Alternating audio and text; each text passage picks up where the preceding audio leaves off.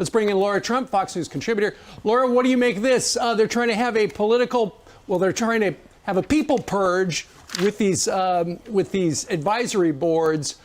Anybody appointed by your father-in-law's got to go. Yeah, well, good morning, guys. And can I say happy birthday to my mom, Linda, Absolutely. watching from Wrightsville Beach, birthday, North Carolina right now. Happy birthday, Mom. But really, thank you. This is not surprising. This is the Biden administration, and what you guys just said is so spot on. They want to find people that agree with what Joe Biden is doing to America, to what Joe Biden is doing in a larger scale around the world, and the way he represents America. You're going to be hard-pressed to find that. I guess they know that the Trump appointees are going to say, you're doing a terrible job. But gosh, I would think most people would agree with that. So not surprising, but it is sad to see. And this is one of the last spaces where we don't have politicization of anything. Can we keep it out of the military, and can we keep it out of a space like this? Sad to see, not surprising from the Biden administration. Well, it is. Remember, he was supposed to bring everybody together. So not only is he not doing that by his actions and the reconciliation packages that he's about to jam down everyone's throats, but now he goes out of his way to allow this to be a story. Why would he go out of his way to go punch the other side? Like, what's going through his mind?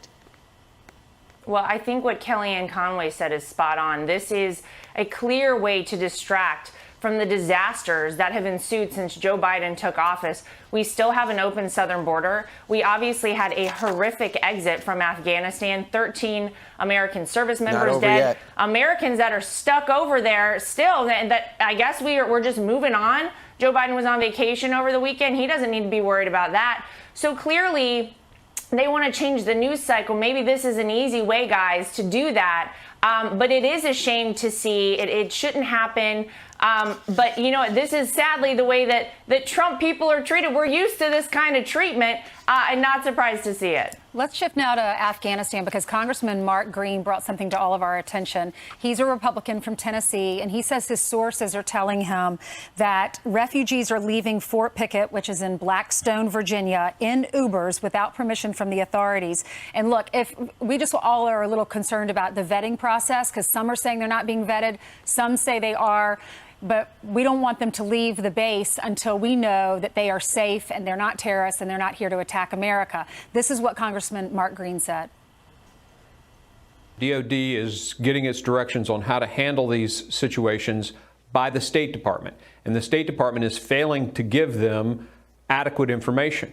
They're letting them leave. They can catch an Uber and actually leave the base. They don't know exactly how many are even there, so they can't account for someone if they don't return.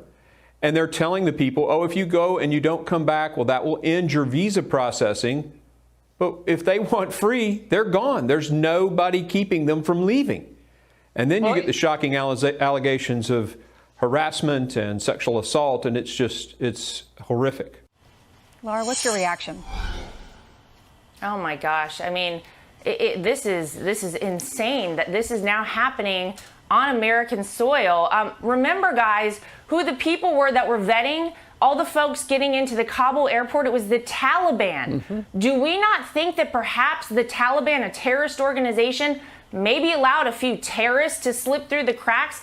These people have not been vetted. I remember a press conference where one of our Fox News own asked, do we know if there are any terrorists who have been found among these Afghan refugees? And the answer was, we don't know. They don't know who all of these people are. And clearly, we wanted to help the people that needed the help. We wanted to get our allies out of there if we could.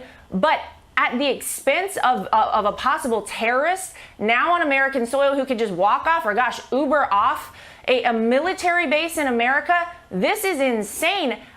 It's not surprising, given that this is under the same administration that has a wide open southern border. People can just walk over that border too. I guess we shouldn't be surprised to see this happen. Yeah, you know, Laura, the whole thing, though, regarding the Taliban, who's been our partner in getting us out of there, is yesterday they said, okay, we're not going to let anybody else leave. And then now this morning, according to Reuters, they're going to let 200 out of the Kabul airport. But this is the problem. The Taliban keeps breaking their promise. But that's what happens when you get in bed with terrorists. I mean, it should go without saying, Steve, it's insane that we have come to this point. And the fact that we have, yes, an unknown number of Afghan refugees who have made it to America, and yet our own people are still there, basically held hostage by the terrorists, the Taliban. Oh, well, we're so grateful you're letting some of our people go. It should have never gotten to this point. We should never have left before all of our people were out. But now we're in this bad situation. I hope that everybody that wants to get out can. We still don't know. They still don't know how many Americans are over there. We don't have anyone on the ground. Yep. The former president spoke yesterday to Greg Gutfeld. And one of the things he was asked about, obviously he wanted to get out of Afghanistan. He wanted to end the so-called endless war. Would it have been different? Here's what he said.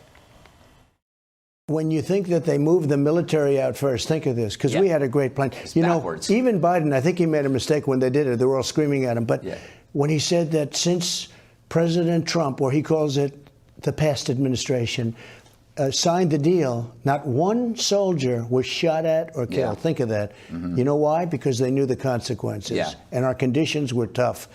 And then they came in and they just moved out. Who would move out the military first? The military goes last and safely. And sadly, those 13 great soldiers and 200 people, 200 people, more than 200 people were killed, and a lot of people are badly injured, really badly injured. It wouldn't have happened. Laura? It would not have happened. First of all, we would have never found ourselves in a debacle like this. We would have never been embarrassed on the world stage like we now have been, thanks to Joe Biden. And my father-in-law is right. When President Trump was in office, there was respect given to America because people knew if you messed with us, we would retaliate. Think about even North Korea with Kim Jong-un. I mean, we saw such progress being made under a president that exuded strength. Now, under Joe Biden, we look so weak. People are, obviously, you could just mess with America now and there is no retaliation. We are kowtowing to a terrorist organization over in Afghanistan. This is the problem when you have weak leadership. It was peace through strength with President Trump, and I guess it's just whatever anybody wants to do to America under Joe Biden. Meanwhile, the Washington Post has a story today that President Trump is reaching out to some of the families who lost loved ones in that attack on his own when he saw about some of the events in Dover and how President Biden chose to talk about his family instead of those families and how that was not received well. Thanks, Laura. Thank you.